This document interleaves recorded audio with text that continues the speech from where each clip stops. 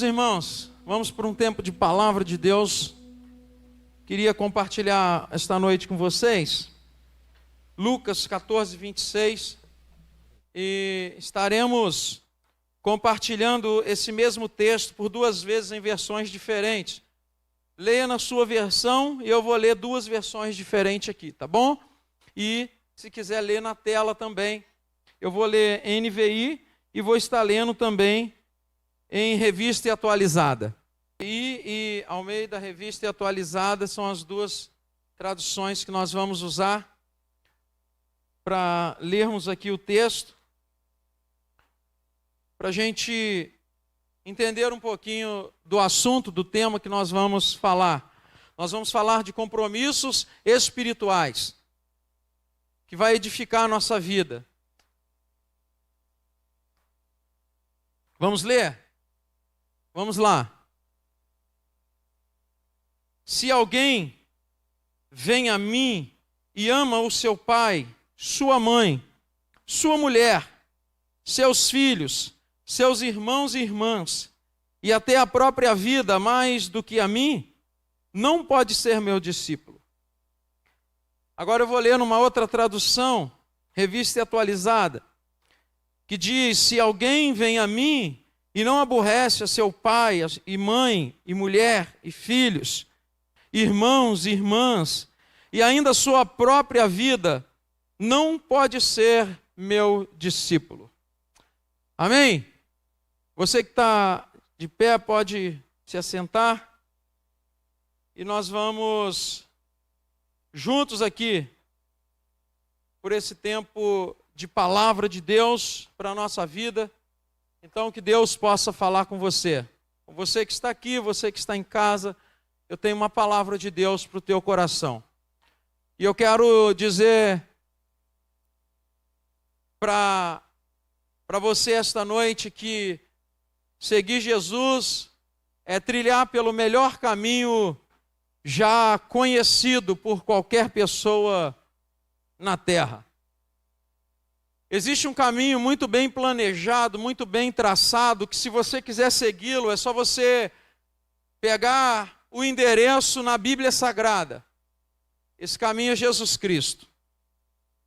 A palavra nos dá um caminho, nos dá um direcionamento e nos leva a compromissos espirituais, nos leva à vida espiritual. E nós lemos aqui um texto que o princípio estabelecido nele não é de abandono fraternal. Tem muita gente achando que quando você aceita Jesus, você precisa abandonar todo mundo. Tem muita gente que aceita Jesus, acha que tem que largar o cônjuge, deixar os filhos para lá. Tem muita gente que acha que aceitou Jesus, a família tem que ficar abandonada. E Jesus não está falando disso. E muita gente pega esse texto de forma isolada para criar essas desculpas. Que Jesus mandou, foi Jesus quem mandou. Mas nós precisamos saber que Jesus, ele une, ele nunca separa. O Evangelho não pode me separar de outras pessoas, a não ser pessoas que trazem danos para a minha vida e contribuem para que eu não saia de uma vida de pecado.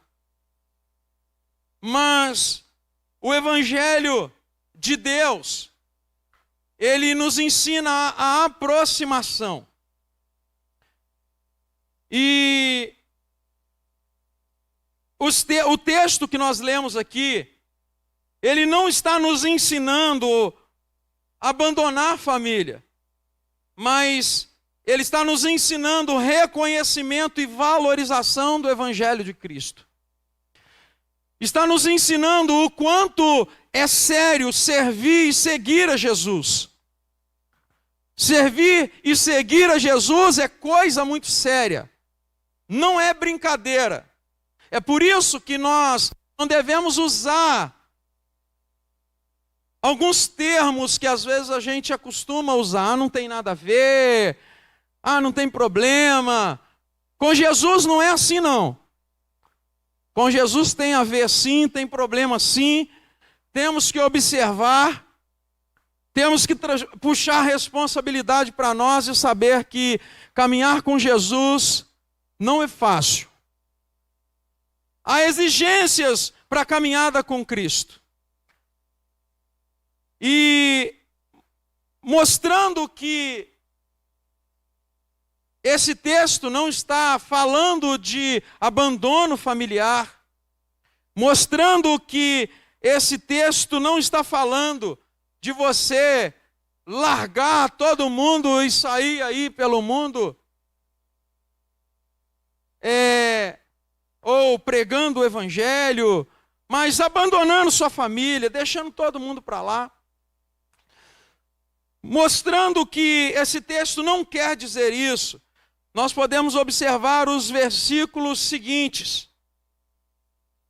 que esses versículos posteriores ao que nós lemos, ele mostra a responsabilidade de seguir a Jesus. Versículos 27 e 28 diz assim: e qualquer que não tomar sua cruz e vir após mim, não pode ser meu discípulo. Pois qual de vós, pretendendo construir uma torre, não se assenta primeiro para calcular a despesa e verificar se tem meios para concluir? Esse texto é um texto que praticamente todos nós usamos para falar de planejamento, para falar de planejamento de igreja, planejamento de vida. É claro que, de uma forma isolada, nós podemos pegar e aplicar para isso, aplicar para essa prática do planejamento. Mas esse texto, ele tem muito mais a ver com a seriedade da caminhada com Cristo e da grandeza que é seguir a Jesus, do que com o planejamento em si. Ele tem muito mais a ver com o planejamento de servir a Jesus até Ele voltar e nós irmos para o céu, do que planejamento financeiro. Esse texto, ele aponta para mim Jesus dizendo: evangelho é coisa séria. Se você quer tomar sua cruz, se você quer me seguir, você precisa parar, analisar e entender o quão grande é essa decisão e quão longa é essa caminhada. Ele está comparando aqui ao planejamento da caminhada com Ele. Ele está dizendo: quem quiser vir após mim, qualquer que não tomar sua cruz e vier após mim, não pode ser meu discípulo. Pois qual de vós, pretendendo construir uma torre, não se assenta primeiro para calcular a despesa e verificar se tem meios para concluir? Ele está comparando a caminhada com Cristo a algo muito grande, a uma construção muito grande, porque a caminhada com Cristo, a vida com Cristo é uma construção muito grande. E tem gente que acha que evangelho é apenas modismo, que eu aceito a Jesus hoje e vou caminhar com Jesus, sem pensar na seriedade dessa caminhada e sem se assentar e pensar: peraí, as minhas ações, as minhas atitudes agora precisam ser friamente calculadas, porque agora a história mudou de figura. Caminhar com Cristo implica em mudança de planejamento. Se você planejava apenas a sua vida pessoal, agora você tem que planejar a sua vida pessoal, secular e cristã, porque agora as coisas têm que andar mais sincronizadas. Evangelho não é seguido de qualquer maneira. Evangelho não é oba-oba. Evangelho não é uma caminhada comum como nós caminhamos quando não conhecemos a Jesus. É por isso que muitas vezes você vai escutar: ó, e fulano é crente, hein? Porque o mundo está esperando de nós crentes no Senhor Jesus um novo planejamento de caminhada. E Jesus disse isso. Quem vai construir uma torre não senta primeiro para calcular. Quem vai seguir a Jesus precisa analisar primeiro a sua vida e ver como eu preciso andar daqui para frente. Eu preciso recalcular minhas rotas. Eu preciso recalcular os meus planos de vida cristã. Sabe por quê, meus irmãos? Evangelho é algo muito sério. Apesar de nós usarmos esse texto para falar de administração, de um monte de coisa, esse texto está nos advertindo a pensar de forma cristã a partir de aceitar Jesus. E a partir de decidir seguir Jesus. Porque evangelho não é uma corrida de 100 metros. Tem muita gente achando que ser crente é participar de uma corrida de 100 metros. O cara aceita Jesus hoje, aí ele fica com todo o gás. Ele vai para um monte, ele desafia outros, ele, irmão, tem que mudar isso, tem que mudar aquilo. Uma pressão só. Mas é corrida de 100 metros, daqui a pouco ele para. Sabe como é que é corrida de 100 metros? Da onde você está, 100 metros, você dá aquela disparada. Quando deu 100 metros, você para. Acabou a corrida. Mas evangelho não é esse tipo de corrida. Evangelho é uma maratona. Muitos quilômetros. Muito tempo contínuo, seguindo um ritmo. É por isso que Jesus nos chama a fazer um planejamento de vida cristã. Ter compromissos espirituais, compromissos com Deus, compromissos com aquilo que é espiritual, com aquilo que é de Deus. Família é de Deus. Filhos são de Deus. Igreja é de Deus. Então, na sua caminhada, se você quer construir uma vida cristã abençoada, expansiva, grande, você precisa sentar e parar para pensar, analisar e começar a valorizar, fazer planos para a família, se você não gostava de família. Para filhos, se você não gostava de filhos. Para mulher, se não gostava de mulher. Ou de ser casado, melhor dizendo. Para a igreja, se você não gostava de igreja. Porque o evangelho vai nos chamar a compromissos espirituais. E você precisa repensar a sua vida para seguir a Jesus. Porque Jesus nos chama para segui-lo. Jesus te chamou para segui-lo. Amém ou não amém? Jesus te chamou para segui-lo. Evangelho não é corrida de 100 metros, é uma maratona. Tem gente que aceita Jesus, ele desafia todo mundo. Ele não respeita o líder, ele desafia o líder, ele desafia outra pessoa. E nessa minha caminhada de 21 anos no Evangelho, eu já vi gente que se converteu na época que eu me converti. Ela foi, voltou, porque está querendo levar o Evangelho como corrida de 100 metros. Para a glória de Deus, eu estou aqui na minha maratona. Se você levar o evangelho como corrida de 100 metros, você vai enjoar de igreja, você vai enjoar de crente, você vai enjoar de pastor, você vai enjoar de irmão, você vai enjoar de Deus. Porque evangelho exige planejamento. Foi Jesus que nos chamou para esse planejamento. Foi Jesus que chamou seus discípulos para esse planejamento. Senta e pensa, quer me seguir? Senta e pensa, planeje a sua vida cristã, porque o evangelho vai exigir de você esse planejamento. Planejamento de tempo, planejamento de dedicação, planejamento de investimento, planejamento de amor ao reino de Deus. Isso é vida cristã. O evangelho é supostamente simples. Parece que é simples, e é mesmo. Não, ou melhor, não só parece. De certa forma é simples, mas seguir a Jesus é muito difícil. Não deixe ninguém lhe apresentar uma versão falsa do cristianismo, porque servir a Jesus é difícil. Não é servir uma igreja, é servir a Jesus. Eu já contei uma história para vocês, de uma pessoa que uma vez nos encontramos, eu e um pastor, um colega, estávamos num determinado lugar, encontramos uma outra pessoa e essa pessoa disse: olha, para ser de tal denominação onde eu sirvo, tem que ser macho.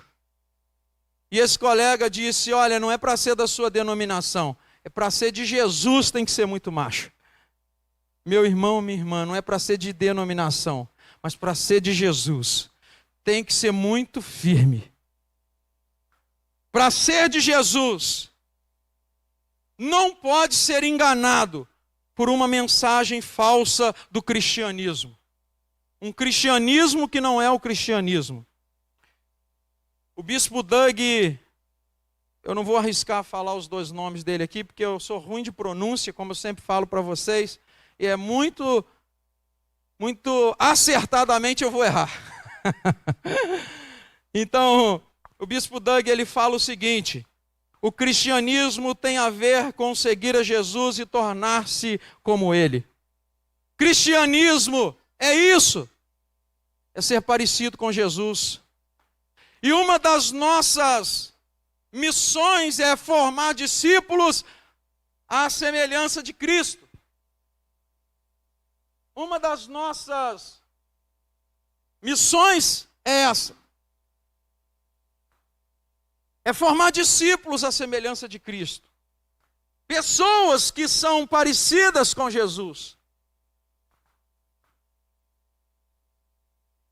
E é isso que nós precisamos fazer. Nos dedicar a ser parecidos com Jesus. Jesus, ele impõe algumas dificuldades. Eu fico pensando que Jesus fazia uns negócios, gente, que, meu Deus, não é possível. Tem hora que a gente fica pensando assim, só Jesus mesmo.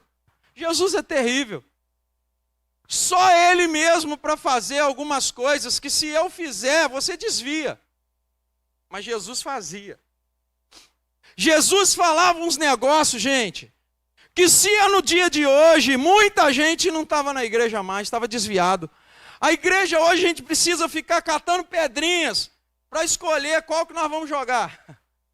A gente fica pisando em ovos para pensar o que eu vou falar.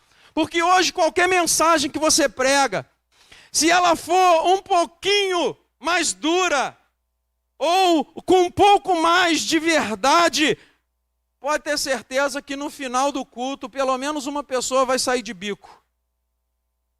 Ou falar: foi para mim essa mensagem?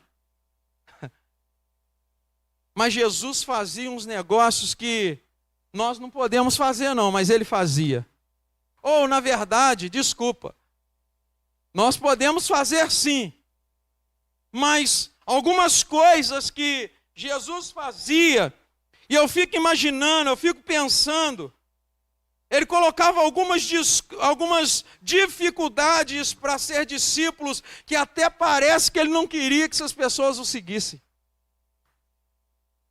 Ele colocou algumas advertências muito confrontadoras, e o que parecia era que ele não queria esse povo seguindo ele. Nós vamos ler alguns textos para você entender o que eu estou falando. Jesus disse assim, olha as advertências de Jesus e os confrontos, as advertências confrontadoras. Olha só, Lucas 14, 26.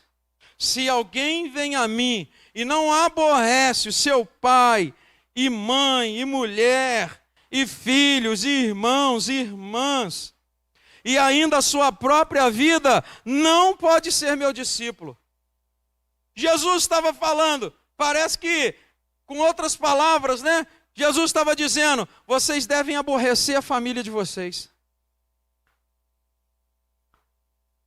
Mateus 19, 21. Vai e vende os teus bens, dá aos pobres e terás um tesouro nos céus. E depois vem e segue-me. Olha Jesus falando para o moço. Você tem que vender tudo que você tem e dar a pessoas menos favorecidas que você. Parece que Jesus estava falando, não me segue não, porque é daí para pior, hein? É daí para mais duro, hein? E ele continua. Lucas 9:58. Ele diz: as raposas têm seus covis e as aves do céu seus ninhos, mas o Filho do Homem não tem nem onde reclinar a cabeça. Como se Jesus estivesse dizendo, se quiser vir comigo, fique sabendo que não tem descanso, porque eu não tenho casa. Fique sabendo que não tem descanso. Amados, seguir a Jesus é isso. É saber que em alguns momentos, na hora que nós deveríamos estar descansando, nós estamos fazendo alguma coisa para Ele. Servir a Jesus é tão sério que Jesus estava dizendo, não tem descanso, o seu momento de descanso você vai dedicar a mim. E às vezes é assim mesmo que acontece. Sabe por quê, meus irmãos? Lá no trabalho, a gente trabalha 8, 9, 10 horas, 12 horas. Mas o engraçado é que a única coisa que está cansando a gente são 2 horas de culto. Como é que pode um negócio desse? Trabalho 8, 10 horas, faço serão, se precisar ouvir à noite, por causa do dinheiro. Na hora que falar que está cansado, não vou no culto não, que é o culto que está me deixando cansado. Meus irmãos, seguir a Jesus é coisa séria. Repense sua vida cristã. Pare e planeje sua vida cristã, porque isso é uma exigência do Senhor Jesus. Planejamento cristão, dedicação cristã, compromissos com Deus, maiores do que alguns compromissos que nós assumimos lá fora.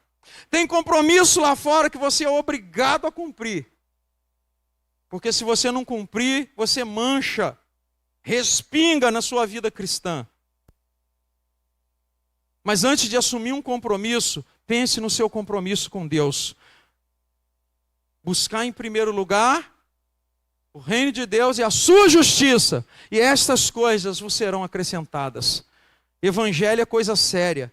Quando Jesus está dizendo buscar em primeiro lugar, e eu vou acrescentar o que vem em segundo, terceiro, quarto, tudo que for necessário para a sua vida, isso é uma verdade. Ele não estava brincando. A discussão anterior era comida, bebida, vestimenta, e ele disse, busque primeiro o reino de Deus, e tudo isso que você precisa, eu vou acrescentar. Quando você põe ordem, Deus em primeiro lugar, todas as outras coisas virão em ordem. Já reparou que tem muita coisa na nossa vida que estão em desordem? Porque nós vamos pegando compromissos e esquecemos do nosso primeiro compromisso, que é com Deus.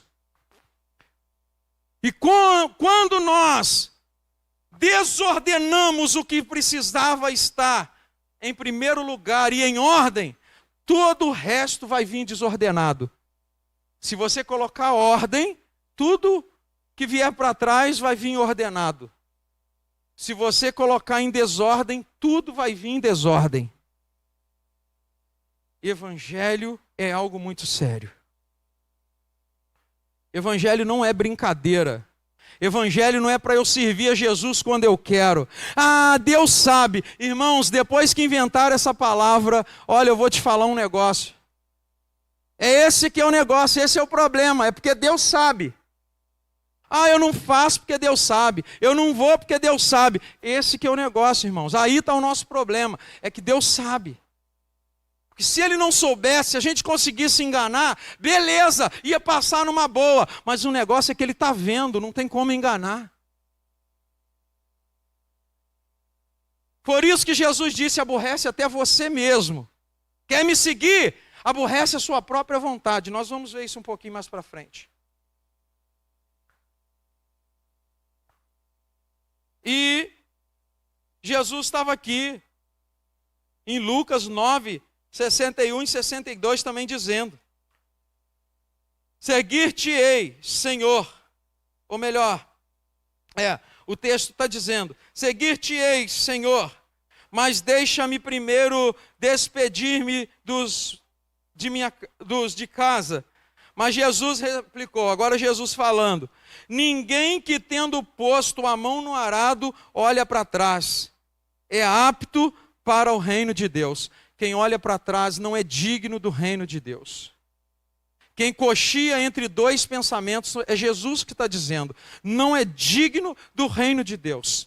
Na prática, eu não sei quantos aqui já foram numa fazenda de plantações, onde plantam alguma coisa, seja capim, mas que o arado passa na terra de tempos em tempos para arar a terra, como se chama lá nas fazendas. Eu não sei quantos já foram. Na prática, o cara que está lá puxando através de um trator, pilotando, dirigindo o trator, puxando aquele arado, ele vai seguindo uma linha reta. Se ele, de vez em quando, ele perder a direção, olhar para trás, ele perde a direção da frente, o arado sai lá atrás e forma um desvio naquela linha de arado que estava vindo certinha. Ele abre como se abrisse uma cratera para o lado. Ele entorta a linha. Eu fico pensando quando Jesus fala isso. Se nós seguirmos a Jesus, seguindo a Jesus, olharmos para o que fica atrás, ou olharmos para trás, pensando em retroceder, nós vamos desorganizar tudo. Nós vamos abrir uma cratera na nossa vida. Nós vamos desconcertar aquilo que estava vindo alinhado. Se a sua vida está indo alinhada com Jesus, continue, não olhe para trás. Porque quem pega, põe a mão no arado, olha para trás, não é digno do Evangelho. Às vezes a gente está fazendo um trabalho tão bom, o cara é do Ministério de Louvor, o cara é obreiro, o cara, mas pessoas no geral, né? Está trabalhando para Deus e de repente, estou muito tempo fazendo isso. Estou enjoado de fazer isso. Irmão, irmã, não enjoa não, porque até Jesus voltar você vai ter que fazer muito o que você faz. Você vai ter que trabalhar muito para Deus. Estou enjoado de cantar, não enjoa não, que você vai ter que cantar muito. Estou enjoado de tocar, não enjoa não, que você vai ter que tocar muito ainda até Jesus voltar. Estou enjoado de ficar na porta, não enjoa não, porque você vai ter que ficar muito na porta ainda. Estou enjoado de trabalhar na igreja, é muito evento, é muita coisa, é muito acontecimento. Não enjoa não, que até Jesus voltar a igreja vai ter muita atividade. Se você botou a mão no arado, não olhe para trás, porque quem olha para trás não é digno do reino de Deus. Jesus te chamou para olhar para frente, para seguir. Isso é Evangelho de Deus. Isso é Evangelho de Deus. Tem hora que parece que não vai dar para continuar, né? Fala Jesus, parece que não vai dar não, mas se o senhor estiver no negócio, eu continuo. E pode ter certeza que ele vai estar no negócio. Pode ter certeza que Jesus vai estar contigo, porque ele disse, estarei convosco todos os dias. Ele está contigo, meu irmão. Ele está contigo, minha irmã. Ele não te chamou para te abandonar no meio do caminho.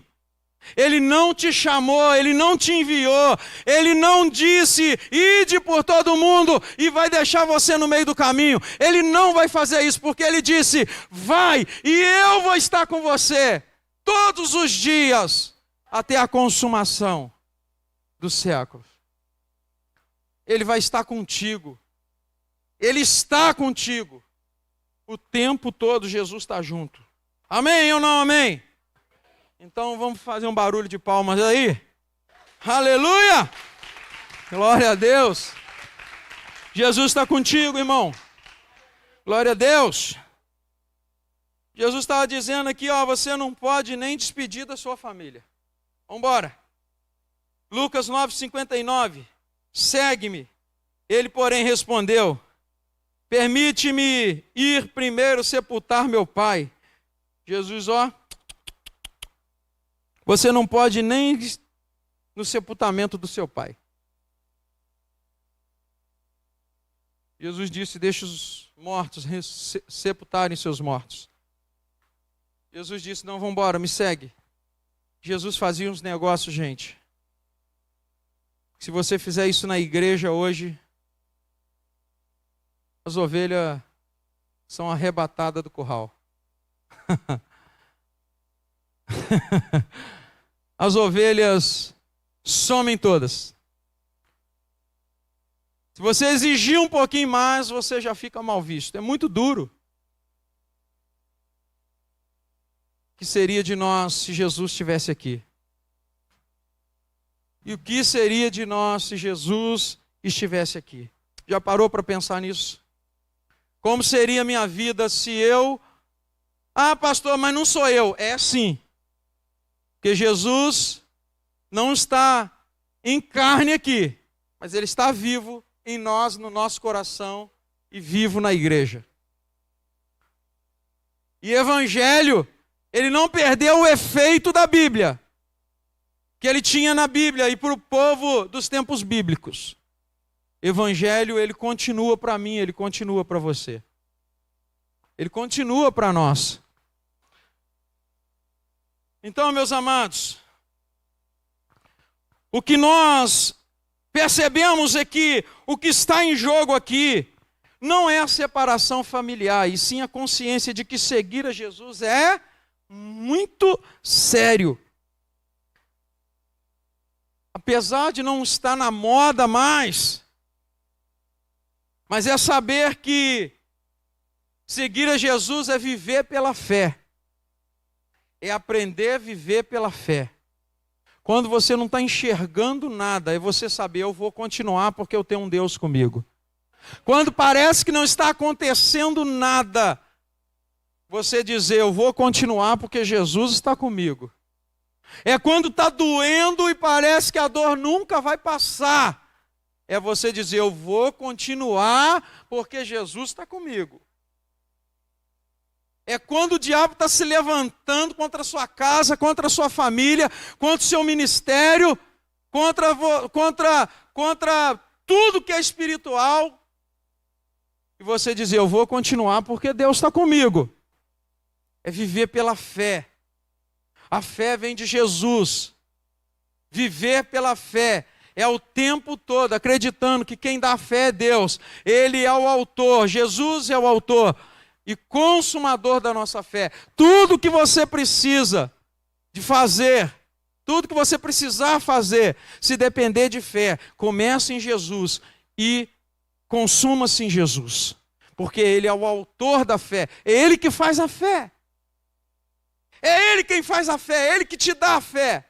Então, se você está sem fé para continuar, levante suas mãos, caia de joelho, deite, grite, chore, mas diga, Senhor, eu não estou conseguindo, eu preciso permanecer, eu preciso da sua presença, eu preciso que o Senhor me ajude a continuar. Mas não pare, meu irmão, minha irmã. Aborrecer é igual a desagradar. Por isso que eu li os dois textos, é para nós observarmos que Jesus não estava mandando você a abandonar, mas estava dizendo, se for preciso desagradar, desagrade. Sabe o que é isso? Na prática, já viu aquela pessoa da sua família que quando você se converte, ela olha e pensa, não, isso aí é só uma febre, daqui a pouco isso vai passar. E ele volta, nós vamos voltar a beber juntos, a dançar juntos, a passar a noite juntos, a ir para a zoeira juntos.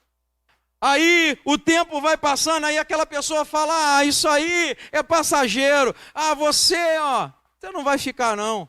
Mas aí o tempo vai passando, as coisas vão acontecendo, você vai amando mais a obra de Deus.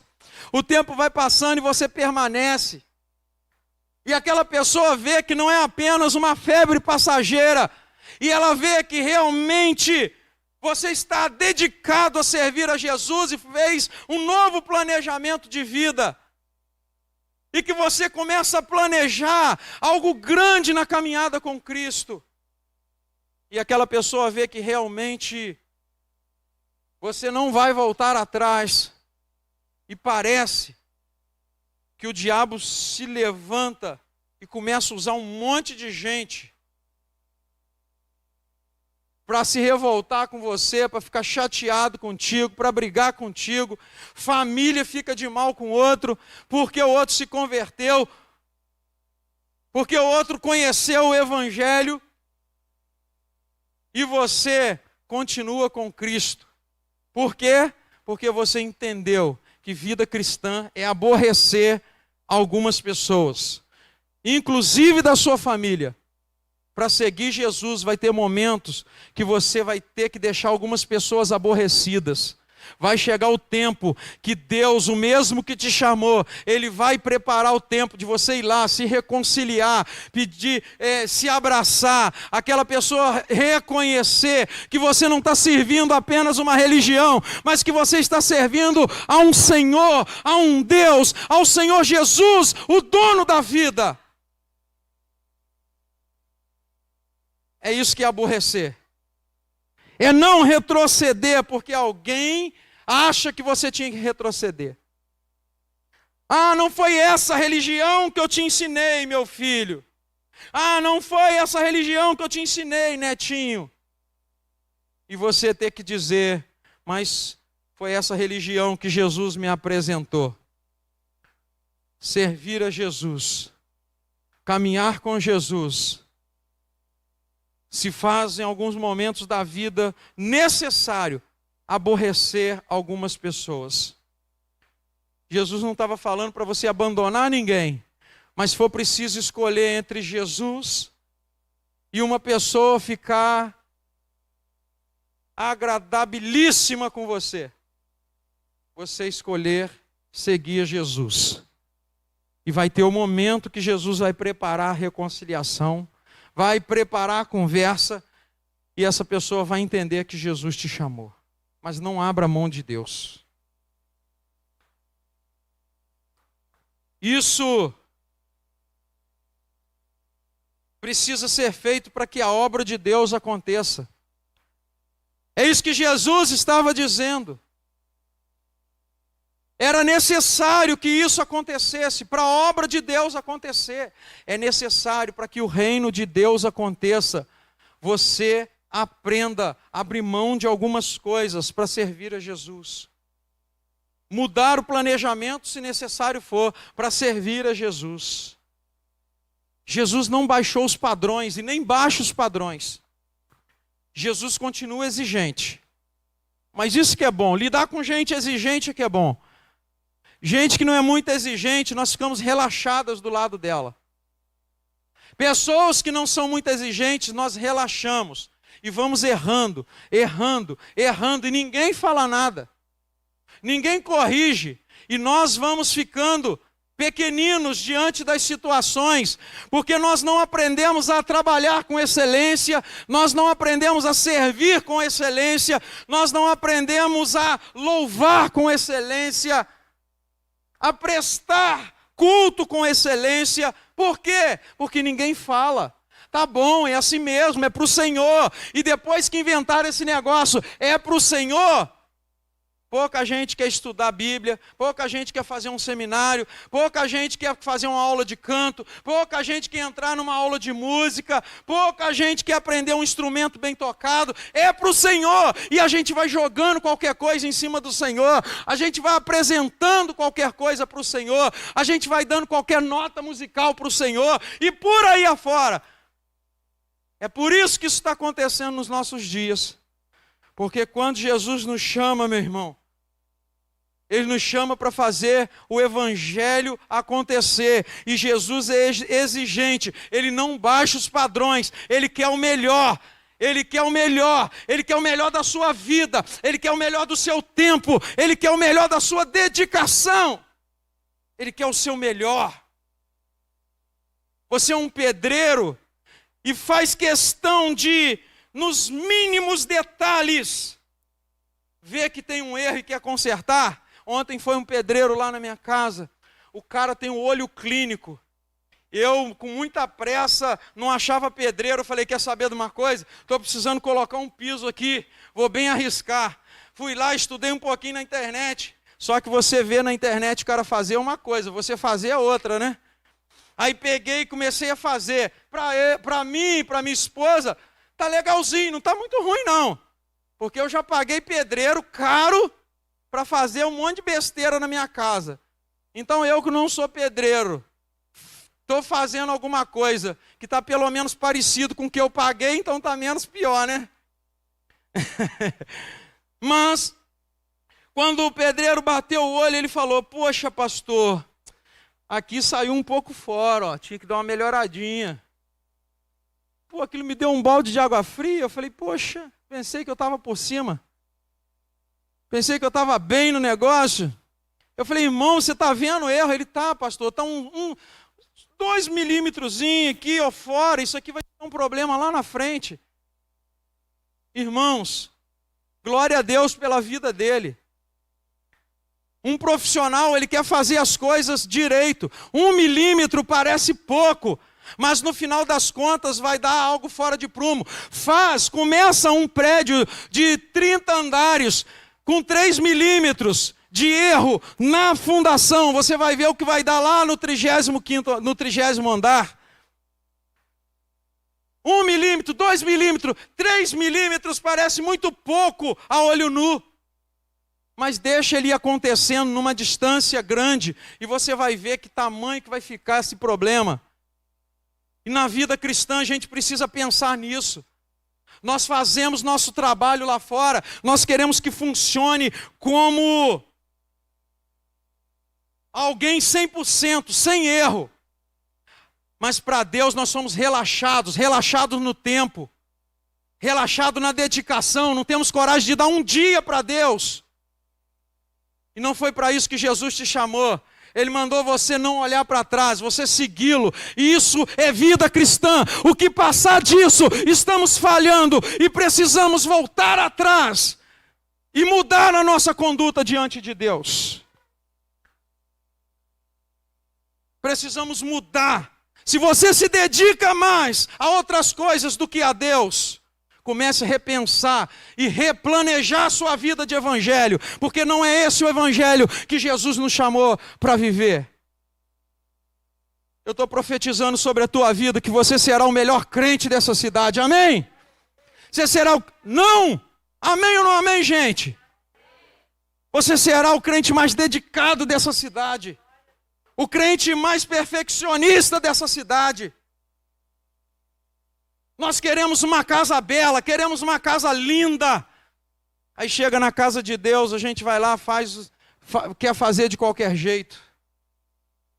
A nossa sala tem que ter um sofá confortável, tem que ser muito bonito. Pagamos 2, 3 mil reais num sofá. Aí na hora de fazer alguma coisa para a igreja, quer comprar o mais barato. Essa não é a igreja de Cristo.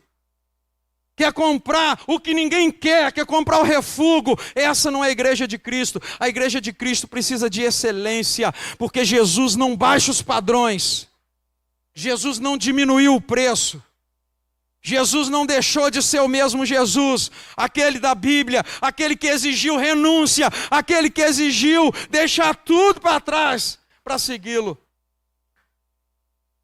É esse Jesus que nós servimos. Ele não baixa os padrões. Ele não aliviou o preço para ninguém. Não deu tratamento especial para ninguém, a não ser cuidado. Ele sabia que ele estava apresentando para os seus discípulos e está nos apresentando o maior privilégio que alguém pode ter na vida, de ser salvo e ir para o céu. Por isso que ele é exigente, porque no céu não entra de qualquer jeito. Nas coisas da vida aí a gente entra de qualquer jeito. No barzinho você entra de qualquer jeito.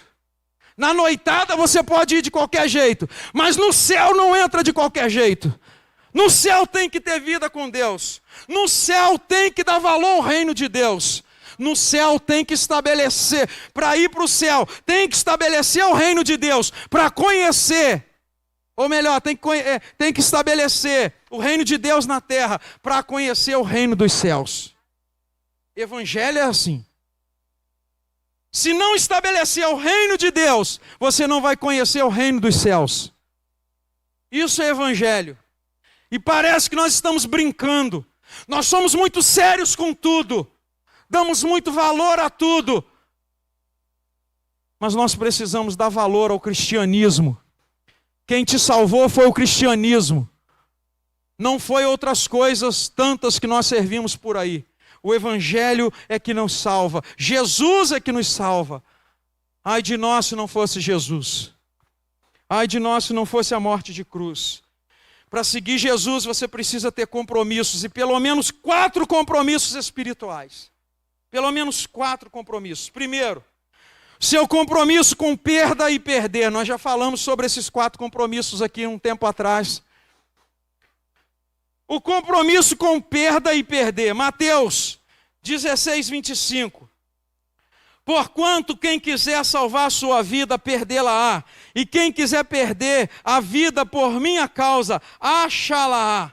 Filipenses 3, 7 e 8 diz assim: mas o que para mim era lucro, isto considero perda, por causa de Cristo. Sim, deveras considero tudo como perda, por causa da sublimidade do conhecimento de Cristo Jesus, meu Senhor, por amor do qual perdi todas as coisas e as considero como refúgio para ganhar a Cristo. Por causa de Cristo, nós experimentamos o compromisso com a perda. Por causa de Cristo, há momentos que nós vamos ter que perder. Perda e perder significa que você pode vir a ficar sem alguma coisa e pode haver possibilidade de nunca tê-la de volta. O evangelho às vezes tira coisas de nós. Acabou meu tempo, né? O evangelho tira coisas de nós que às vezes elas nunca vão voltar. O evangelho às vezes exige de nós abrir mão e perder coisas que elas nunca irão voltar. Você significa também que você pode sofrer algumas privações. Você pode achar que você está perdendo porque está passando privações. Algumas coisas que vão privar você vai ser privado de algumas coisas. Coisas que você queria fazer, mas por causa do evangelho, você vai perceber que não deve fazer.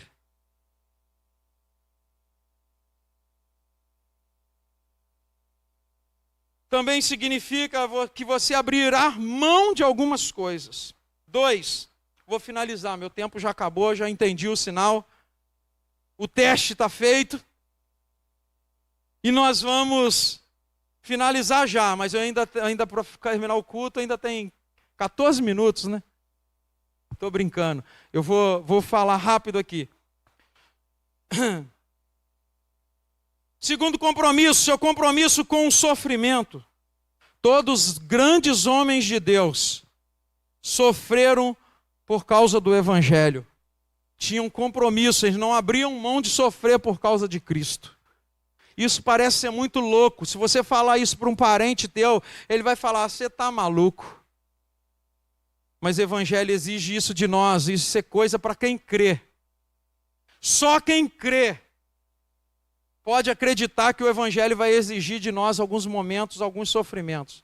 De gente zombando de você, rindo de você, de gente perseguindo você.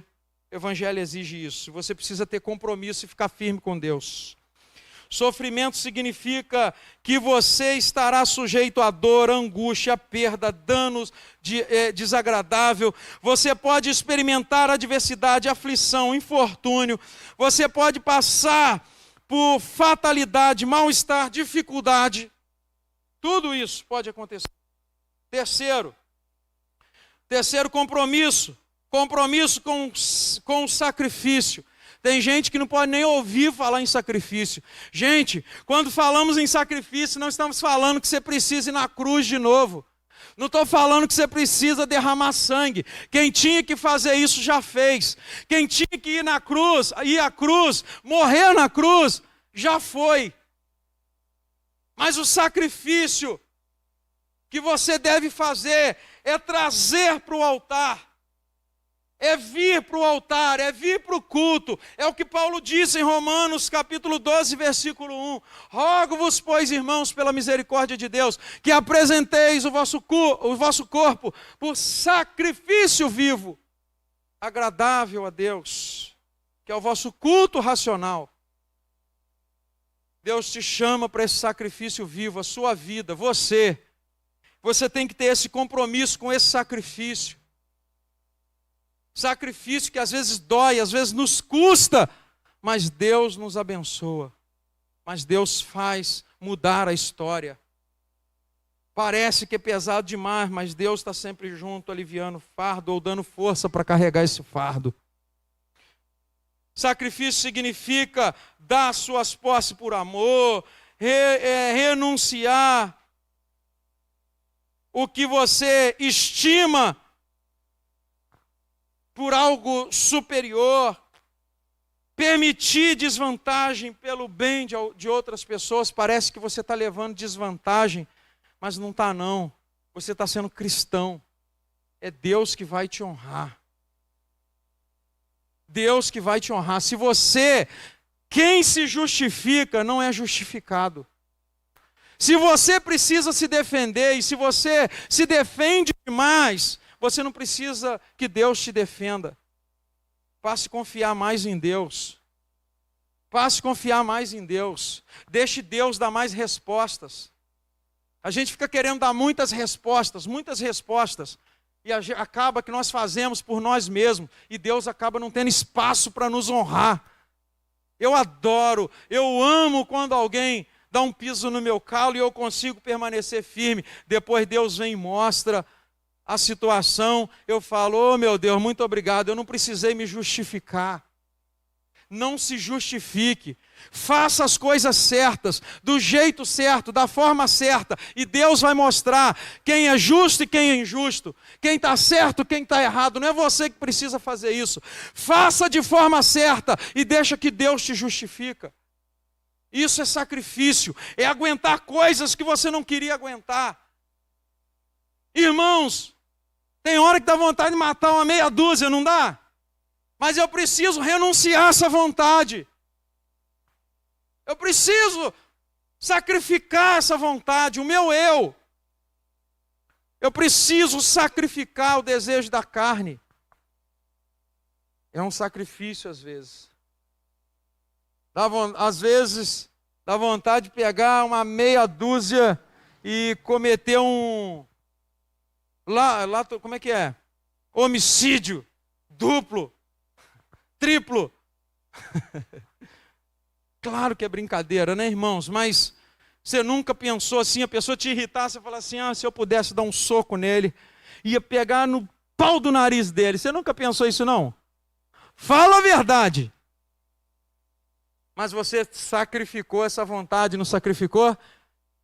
Você sacrificou a sua vontade para fazer a vontade de Deus.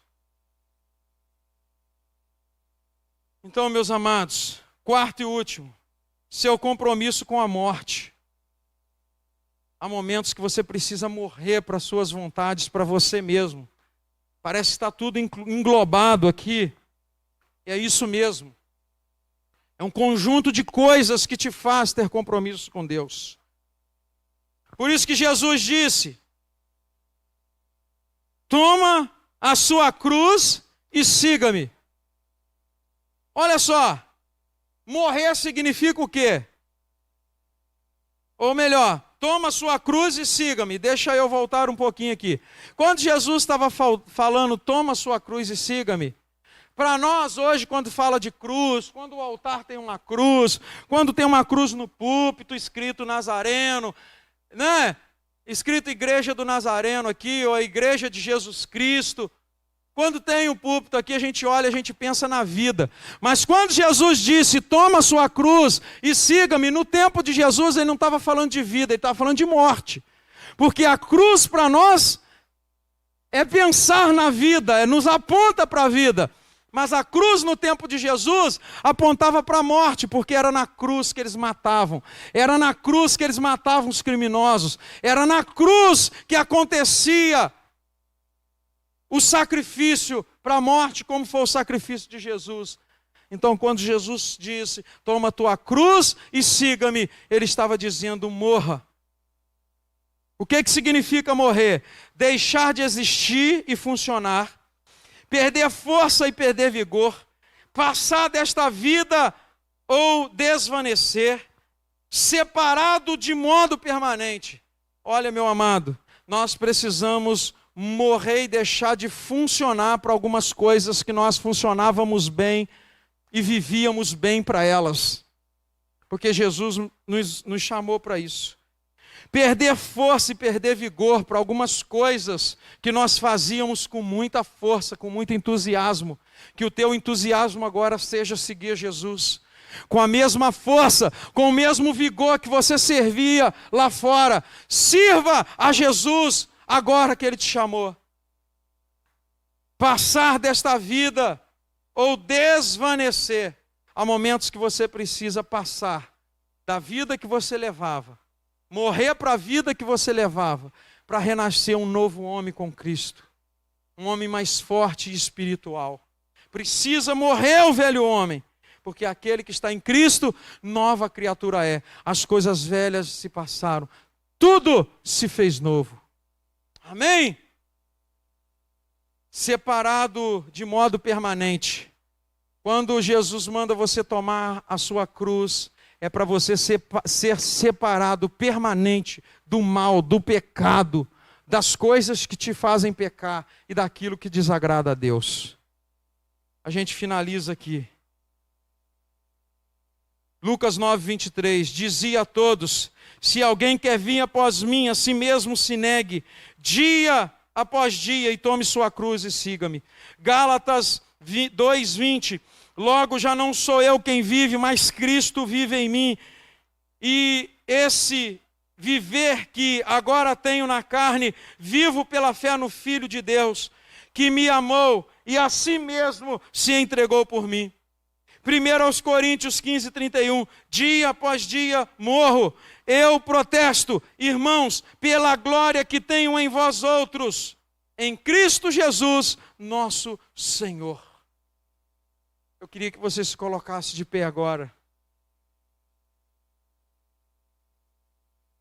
E começasse agora a pensar, e que você saísse hoje à noite daqui pensando nesses compromissos espirituais que um cristão deve ter. E saber que ninguém que verdadeiramente segue a Jesus escapará desses compromissos. Ninguém que verdadeiramente serve a Jesus escapará de viver esse compromisso. Eu quero orar com você. Talvez você está em casa sem direção. Sirvo, não sirvo, busco, não busco, vou, não vou. Deixo de ir à igreja, não deixo, desvio ou continuo. Jesus está te chamando. E o que vai fazer você ser um crente firmado é o compromisso com coisas espirituais. Quem não tem compromisso com coisas espirituais nunca vai ser um cristão firmado na palavra. Nunca vai ser um cristão firme no Senhor Jesus. Vai estar sempre desvia e volta, desvia e volta, desvia e volta. Parece um bumerangue, um ioiô. É um ioiô. Comece a ter compromisso com Deus. Venha para os compromissos espirituais. E Deus vai fazer de você um crente de verdade, um crente fiel. Que só vai sair desse lugar quando tiver que ir para o céu, para a sua nova casa.